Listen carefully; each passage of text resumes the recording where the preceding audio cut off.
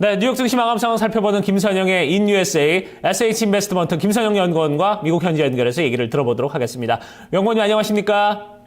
예, 안녕하십니까. 김선영입니다. 네, 자 그리스가 제출했던 이 방안도 좀 수용이 됐고 거기에다가 제니 옐런 이 의장이 최소한 뭐 향후 두 차례 FOMC 회의에서 금리 인상 없을 것이다 이런 얘기를 하면서 전체적으로 시장에 좀 안도감을 준 것 같습니다. 어떻습니까? 예, 그렇습니다. 연준이 금리 인상에 대해 신중한 입장을 취할 것이라는 분석으로 오늘 뉴욕 증시 3대 지수가 모두 상승했습니다. 오늘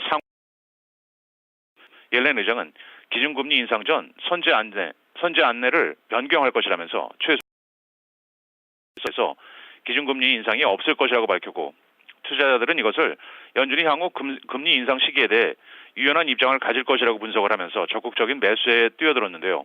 어제까지만 해도 올 6월경 금리 인상이 이루어질 거라는 것이 대부분의 컨센서스였지만 오늘 연소로 금리 인상이 적어도 10월 이후가 될 것이라는 전망이 우세한 상황입니다. 또한 유로존 재무장관 협의체인 유로그룹이 그리스의 경제 개혁안을 승인하고 구제금융 연장안을 결정했다는 소식이 또 다른 호재로 작용을 했는데요. 유로그룹은 오늘 오전 열린 화상회의를 통해 그리스가 제출한 조세 공정성 강화, 탈세와 부패 방지, 그리고 연료와 담배 밀수 단속 등을 포함한 개혁안을 승인한 바 있습니다. 오늘 업종별로는 은행과 주택건설, 항공사, 유틸리티, 태양광, 운송, 반도체 업종 등이 상승했던 반면 에너지를 비롯해 바이오, 어페럴, 소매, 의료보험사 등이 하락했고 마지막으로 10년 만기 국채금리는 어제보다 크게 내린 1.988%의 거래를 마쳤습니다. 네, 자 10년 만기 국채금리 며칠째 좀 계속 하락을 하면서 또다시 좀 2% 아래로 떨어지는 그런 모습을 보여줬네요. 자 그리고 증시 이슈와 그 특징 종목들 좀 살펴보도록 하겠습니다. 자 카지노의 도시 마카오가 이제 중국 정부와 협의를 해서 중국인 관광객 수 제한에 들어간다는 얘기가 들리고 있습니다. 어떤 내용입니까?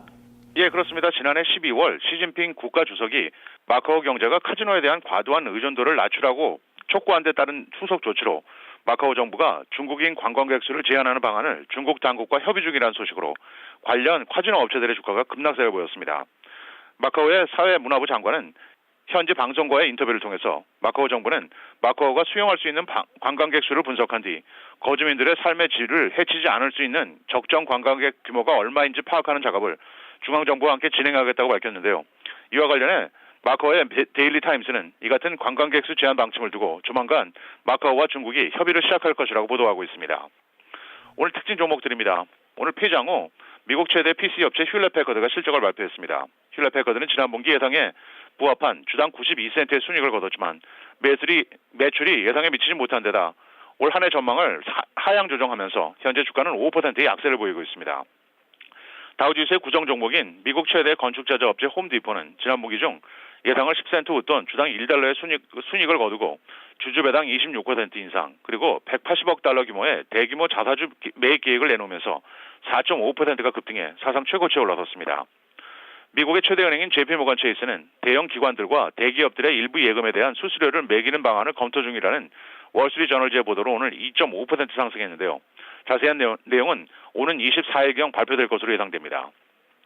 증권사 스티플 파이낸셜은 경쟁사인 스톤에이지를 1억 5천만 달러의 전격 인수한다고 밝히며 5.8% 급등했고 고급 주택건설사인 톨브라더스는 지난 분기 예상을 크게 상회한 주당 44센트 순이익과 전년 대비 32%가 급증한 매출을 밝히면서 오늘 3.8%가 올라 지난 1년 내 최고치에 올라섰으며 마지막으로 증권사 바클레이스가 올 한 해 매출 증가 추세가 이어질 것이라면서 고객들에게 매수할 것을 권했다는 소식에 지난 1월 말 증시에 데뷔한 고급 햄버거 전문 외식업체 쉐이크쉑이 4.5%의 오름세로 거래를 마쳤습니다.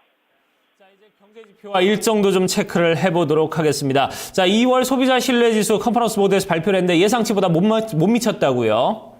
예, 그렇습니다. 민간 경제 연구기관인 컨퍼런스 보드에 따르면 2월 중 미국 소비자 신뢰지수가 전달의 103.8보다 크게 하락한 96.4를 기록해 증시 예상치였던 99.6에 미치지 못한 것으로 나타났습니다.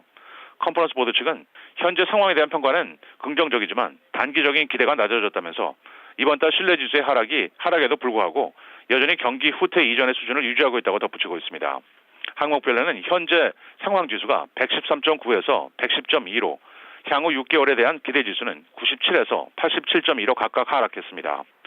마지막으로 내일은 상무부의 1월 신규 주택 판매와 주간 모기지 신청지수, 주간 원유 재고 등의 경제지표와 함께 로우스, 캠블스úp, 엘브랜스, TJX, 세일스포스.com 그리고 달러 트레이딩이 지난 분기 실적을 내놓을 예정입니다. 네, 알겠습니다. 오늘도 좋은 말씀 고맙습니다. 네, 고맙습니다. 네. 자, 이렇게, 뉴욕 증시, 어제는 다소 혼조세를 보였습니다만 오늘 상승세로 좀 마감을 했다는 소식으로, 기분 좋게 마무리가 됐습니다. 자, 그러면 이제 지수별 흐름이 좀 어땠는지 좀 자세히 알아보도록 하고요. 이에 따라서 외신 소식들 또 어떤 소식들이 나오고 있는지도, 챙겨보도록 하겠습니다. 자, 시황센터로 연결합니다. 어제 앵커 그리고 우성 기자 두 분 전해주시죠.